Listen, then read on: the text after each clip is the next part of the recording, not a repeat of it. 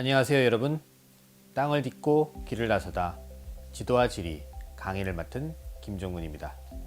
16세기 후반 이후 중국에 진출한 서양 선교사들은 기독교뿐만 아니라 천문, 역법 등과 같은 과학, 문명을 전파했습니다. 특히 기독교를 전파하기 위해서는 중국인이 지녀왔던 기존의 전통적인 세계관의 변화가 요구되었지요. 그래서 서구식 세계지도와 세계지리서는 세계관을 변화시킬 중요한 수단으로 적극 활용되었습니다. 선교사 마테오 리치는 1584년 한역, 즉 한문으로 번역한 서구식 세계지도를 제작했습니다.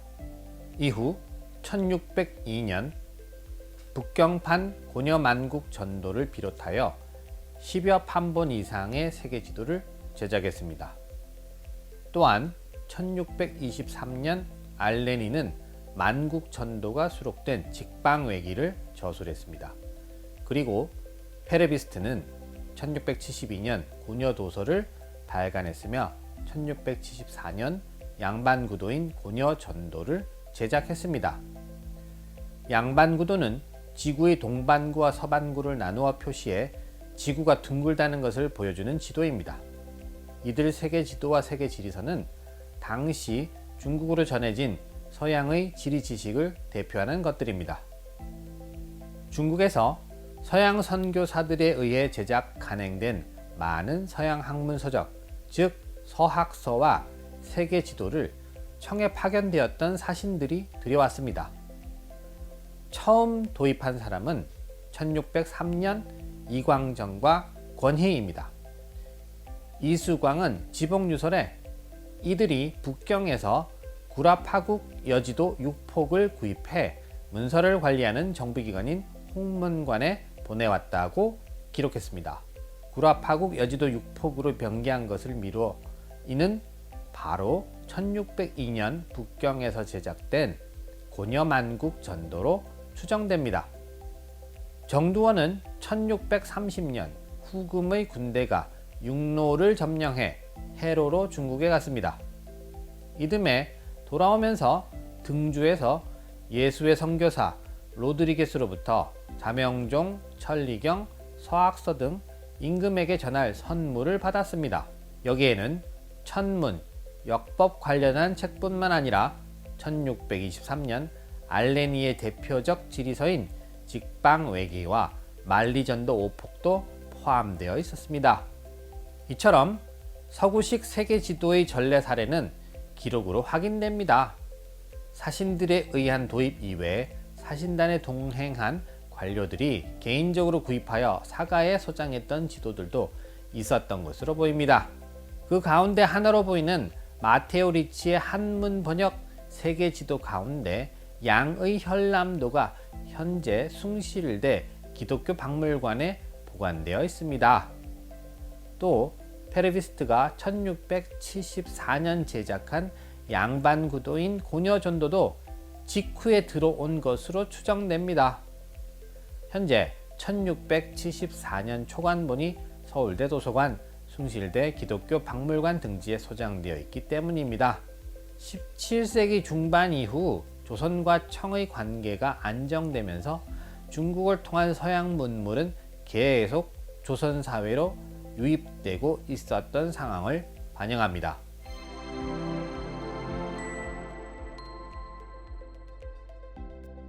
중국에서 제작된 한역 서구식 세계지도는 조선의 지식인들에까지 영향을 주었습니다. 그러나 마테오 리치나 페르비스트의 서구식 세계지도는 대형 지도입니다.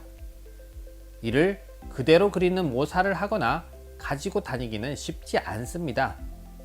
오히려 책에 삽입된 소형 지도가 편리하여 많은 학자들에게 유포될 수 있었습니다.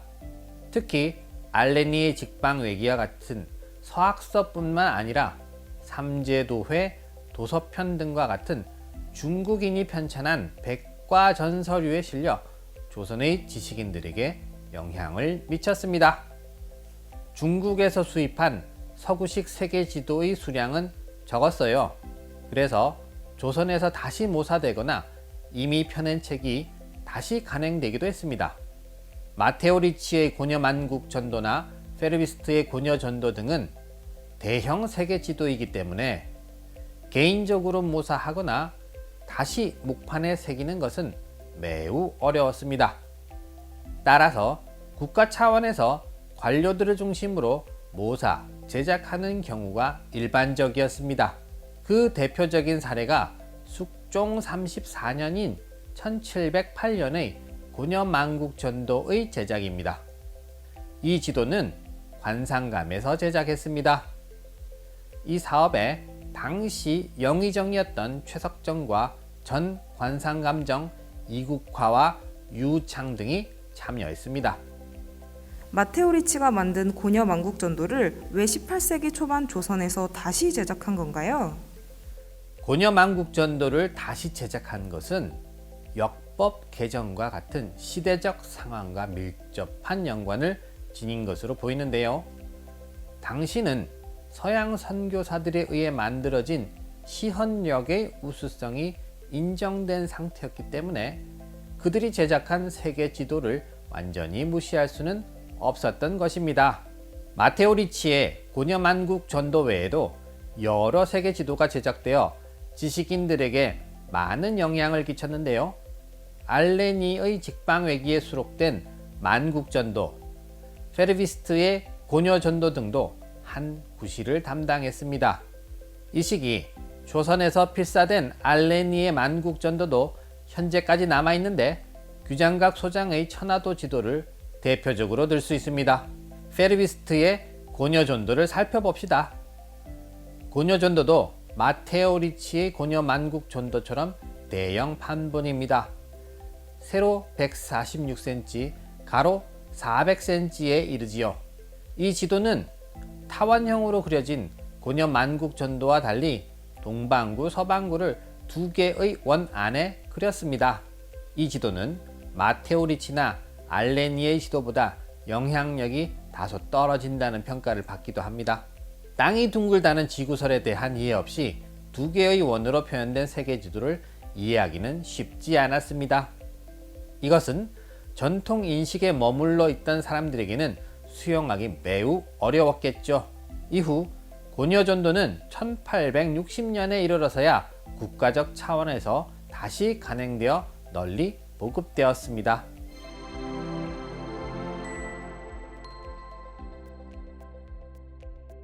한편 17세기 및 18세기 서구식 세계지도의 수용을 통해 인식이 변화해간 흐름은 19세기 최한기의 지구전후도, 지구전요의 세계지도로 그리고 지구의 제작으로 이어졌습니다. 최한기는 친구 김정호의 도움을 받아 1800년 중국의 장정부가 제작한 서구식 세계지도를 1834년에 다시 제작했습니다.